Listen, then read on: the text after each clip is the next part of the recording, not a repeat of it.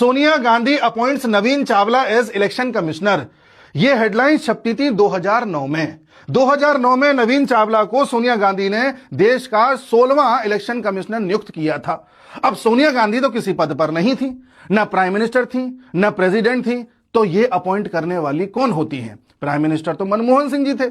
इस बात पर सवाल उठना चाहिए, जेन जीज को इस पर रिसर्च करनी चाहिए कि जो लेडी किसी पद पर नहीं थी वो देश कैसे चला रही थी, किस तरह से हमारे प्राइम मिनिस्टर को कंट्रोल किया जा रहा था। इस पर सवाल उठना चाहिए। इस पर सवाल उठना चाहिए कि जब 2009 का इलेक्शन बिल्कुल होने को आ गया था, उसी वक्त नवीन चावला को अपॉइंट क्यों किया गया? वो नवीन चावला जिनका माना जाता था कि कांग्रेस के करीबी हैं, वो नवीन चावला ये माना जाता था कि मदर टेरेसा के बहुत बड़े फॉलोअर हैं, वो नवीन चावला जो माना जाता था कि समय समय पर सोनिया गांधी को इंफॉर्मेशन देते रहते हैं, उन्हीं को इलेक्शन कमिश्नर क्यों बनाया? और सबसे बड़ी बात, 2009 का इलेक्शन यूपीए ने जीता था, एनडीए हारी थी। बावजूद उसके एनडीए ने किसी तरह का कोई आरोप नहीं लगाया था कि इलेक्शन कमिश्नर खराब है या इलेक्शन कमीशन खराब है या वोट चोरी है। लेकिन आज की बात अगर हम करें तो लगातार राहुल गांधी इस देश में माहौल बनाने का प्रयास कर रहे हैं कि वोट चोरी हो रही है, लगातार जेनजीज को भड़का रहे हैं, कभी आर्मी के बारे में बयान दे रहे हैं। राहुल गांधी जानते हैं कि किसी भी देश में अगर तख्ता पलट करना है तो वहां पर एक मुद्दा, कोई भी ऐसा मुद्दा, सच्चा हो झूठा हो, उसको सुलगाते रहो, लोगों को बार बार बार बार बोलते रहो,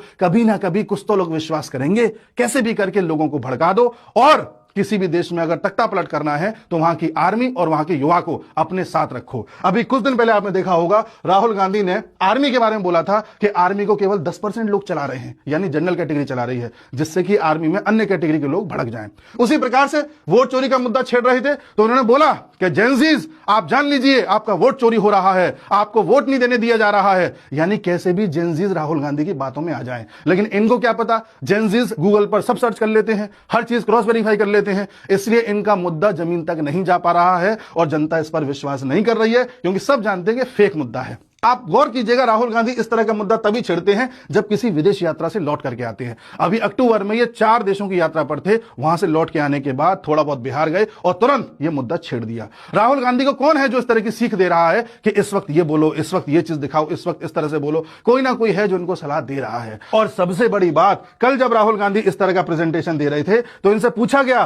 कि अगर आपकी बात में इतनी ही सच्चाई है तो आप कोर्ट में क्यों नहीं चले जाते, अदालत का दरवाजा क्यों नहीं खटखटाते? तो राहुल गांधी कहते हैं कि मैं जो भी प्रेजेंटेशन दे रहा हूं कोर्ट सब देख रही हैं, यानी कि ये मसीहा हैं, इनको सब देखें, ये कहीं नहीं जाएंगे। एक्चुअल में राहुल गांधी जानते हैं कि अगर ये कोर्ट गए तो वहां पर इनका झूठ उजागर हो जाएगा और उल्टा इनको ही सजा हो जाएगी। इस तरह से देश को भ्रमित करने का प्रयास किया जा रहा है और बिहार इलेक्शन में राहुल गांधी हारने वाले हैं, वो ये मान चुके हैं। इसलिए इस मुद्दे को और ज्यादा गर्म कर रहे हैं जिससे कि बहाना बना सकें कि भाई हम तो वोट चोरी की वजह से हारे।